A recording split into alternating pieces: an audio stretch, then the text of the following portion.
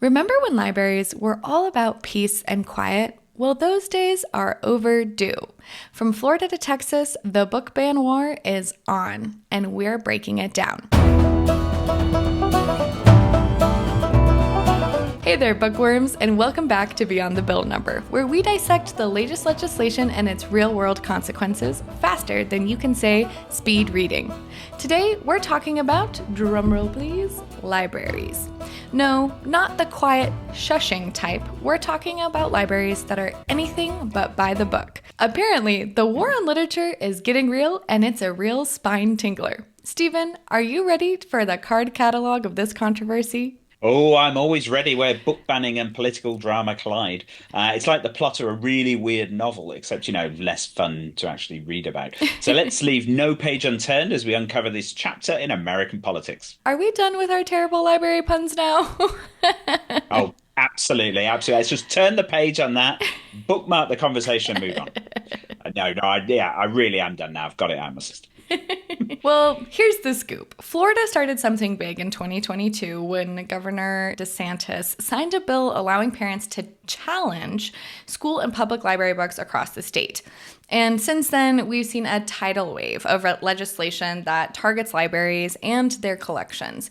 And some say that this censorship, others say that it's protecting kids, but who's right? Well, it depends on who you ask, doesn't it? If you talk to groups like Moms for Liberty, it's a very big, prominent conservative group, they'll say that they're shielding children from harmful content. But if you ask the American Library Association, which is obviously the organization that represents librarians, trains librarians, and so on, a huge 100-year-old organization, or in fact most librarians, they will just call it censorship, plain and simple. So it's a real tug of war between these two ideas. Then should you be shielding and protecting children from harmful content, but can you do that without actually falling into that trap of censorship? Yeah. I mean, we've seen bills like Florida House Bill 1467, Texas's House Bill Hmm. 900, Utah's House Bill 29, each trying to restrict or remove books from libraries statewide.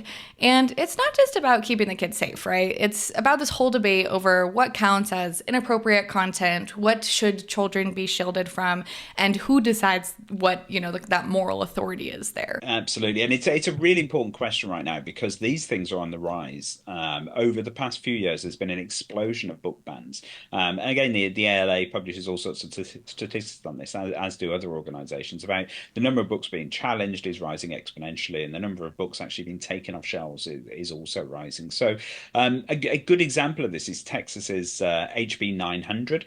And this one puts the responsibility on book vendors to actually rate books by their sexual content, which is obviously very, very subjective. And so what's inappropriate or sort of strong sexual content to one person, it could be completely different for somebody else with a different perspective. And obviously, the book vendors there get judged on their ratings, and if they're judged to be rating books wrongly, then they can lose contracts or get into trouble with the law and so on. So it's a sort of extremely controversial bill. I just transported myself to the Scholastic Book Fair, and I'm not sure if you guys had those at your schools, but we had those, and it was like Christmas for the bookworms. And I'm just thinking of being a kid and going in there with my money that my mom gave me to buy books and having to see the sexual ratings. And my mom, you could only have a B plus, no I A's, know. like, or whatever that is. All right. But, nothing says let's foster critical thinking like banning entire sections of a library. And, who needs 1984 or The Handmaid's Tale when you've got, well, nothing left? Well, yeah, but at least they're being consistent. So they are books about dystopias, and so it sometimes feel like the drives to ban books across the United States is actually about building a dystopia. And obviously, some people will portray it in that way, as though these are sort of terrible restrictions on the way people think and the way they express themselves. Of course, on the other side, as we've said, that's not what they think. They think this is purely around protecting children. So let's break this down. Proponents say these laws are doing what they need to do to protect kids, especially from content that they deem that is explicit or controversial. But what's the counter argument here? Well, so the American Library Association would say that it's not about protecting kids. It's about ensuring access to a variety of different perspectives. So what's offensive to one parent is fine for another. Mm-hmm. Parents have different views, and obviously children are very different as well. So they feel quite strongly that libraries, and in particular politicians, shouldn't be policing that and Yeah. imposing viewpoints on everybody. Hmm. And I mean, another important point is that children develop their reading skills at different speeds. I mean, I was a very precocious reader, and at quite a young age, I was really bored with children's books, and I started to read adults' books, Hmm. which meant that I did come across stuff that I probably shouldn't have been coming across at that age. Hopefully, I don't feel particularly scarred by it, but you do. If you start reading books that aren't written for kids, that are written for adults, you will come across content. So, would you want to stop kids doing that? Because surely the most important thing, particularly in this screen obsessed age, is that people are reading books. You know, that kids are Right. reading books. That's the drive. Anybody with kids knows how difficult it can be to get them to pick up a book and put down their phone. So the last thing you want to do is actually stop them reading. Right. I'm thinking about young adult books, and I'm reading one right now that's kind of a young adult fantasy, and it's about dragons, and like there's some steamy scenes in there. And, it's like, do we require the kids to read a book about the birds and the bees before they get to this level? And then you get into all of those questions about, sex education and how that's taught and all of that. So it's definitely something that you can see a snowballing very quickly. Well, absolutely. I mean, Moms for Liberty would say, well, none of the above. Hmm. No books about the birds and the bees. No books with Right. steamy scenes at all. Right. That Right. just is not appropriate for kids. Though I'm not quite sure at what age they would consider it to be appropriate. Right. And, it's kind of like if you don't want your kid to read it, just don't check it out. But you shouldn't be able to decide that for everyone else, right? Exactly. So, I spoke to Michael Dowling from the ALA, and he was quite clear that libraries try not to sort of police children in particular, that they Mm. consider that's up to the parents. So if you don't want your kids checking out a particular book, then you should be monitoring what they check out, and not letting them do that. That it's not the job of the libraries to do that, and that libraries shouldn't have to remove all of the books that you don't like on the off chance that your child will actually check it out, really. But he also pointed out that this isn't a new issue, and I think it's important to look at the historical context here. So ever since libraries have existed, people have been complaining about the books that they stock. So you might remember when Huckleberry Finn was banned for coarse language, and of course for being a little bit racist. Or we've already spoken about Harry Potter, but at the time, you remember there was a massive freak out about how Harry Potter was promoting witchcraft. And that was a huge issue. Loads of people saying that they weren't going to let their kids read the books. I did think that Harry Potter was the gateway to dark magic. Next thing you know, these kids were riding around broomsticks in school on their heelys. Absolutely, and then challenging their English teachers to magical duels and so on. I mean, it's chaos. It was chaos back then. But seriously, I think that we're seeing this pattern of certain books, especially ones that deal with gender, identity, race, these things that are at the top of the mind for people getting challenged. And these are getting challenged more than others. And I think that the ALA said that almost half of all targeted books in 2023 were about LGBTQIA plus or people of color experiences.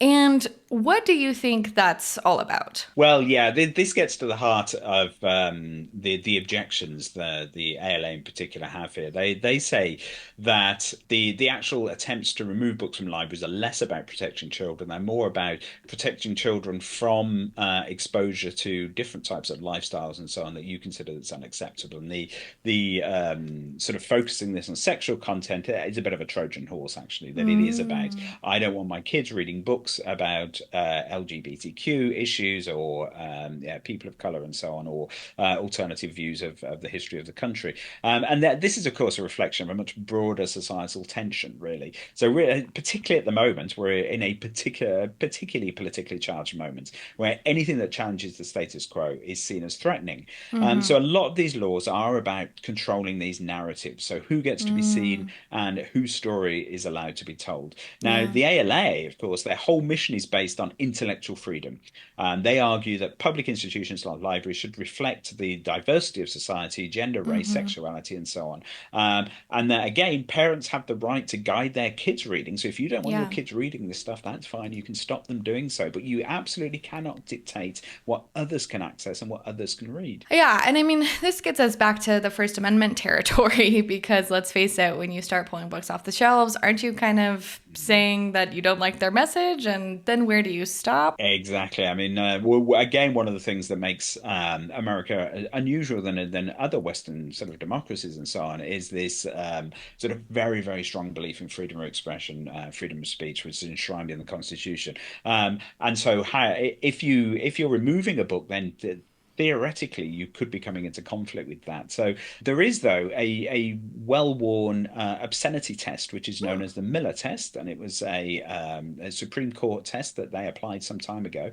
And for a book to be considered obscene, they have to meet some very, very strict criteria around sort of the gratuitous nature of the sexual contents and so on. Mm. And if they are then deemed to be legally obscene, then they're not covered by First Amendment free speech protections. But it is quite a high bar that's set there, because just because a book that makes you uncomfortable, or you don't like it, or you disagree with the content, that does not mean that it's obscene. And the Yeah. courts have ruled on this time and time again. Yeah, like with Genderqueer a Memoir, which is one of the most challenged books in all of the US. But in Virginia, the judge said that banning it under this obscenity law would be unconstitutional. Absolutely, because even though it had strong sexual content, it wasn't obscene. So if something is obscene, it doesn't just mean that it has sex in it, or that that sex is quite explicit. It needs to be effectively more like pornography, where Mm. the sexual content is completely gratuitous. It's there for sort of sexual titillation and nothing else, and it has, in fact, no sort of artistic merit. Mm. And obviously, with gender queer, it's clearly a very well written book, and a book that a lot of people like, that has a very powerful story to tell. And so the judge in Virginia said that it absolutely is not obscene. So you can argue about age appropriateness, and clearly a book like that you probably wouldn't want very young children reading it. So you might, the in the library, it would get sit in the bit of the library that's not for kids. Parents may well want to stop their kids taking it out, but you can't remove it and ban it outright, just because it doesn't fit into your worldview. It's a very slippery slope, really, because where do you draw the line? Yeah, exactly. And now the ALA is actually under fire itself. And we've got states like Texas and Montana cutting ties with them, accusing them of pushing a political agenda. And I mean, didn't it help that the ALA's president once described herself as a Marxist lesbian? But that threw some gas on the fire for sure. It did really. It's a bit unfortunate. I think she did delete the tweet, and it was just a single tweet, but it gave some folk a very, very convenient target. I mean, it's worth noting that being the ALA president is a sort of generally quite a symbolic role. It's Mm, unpaid.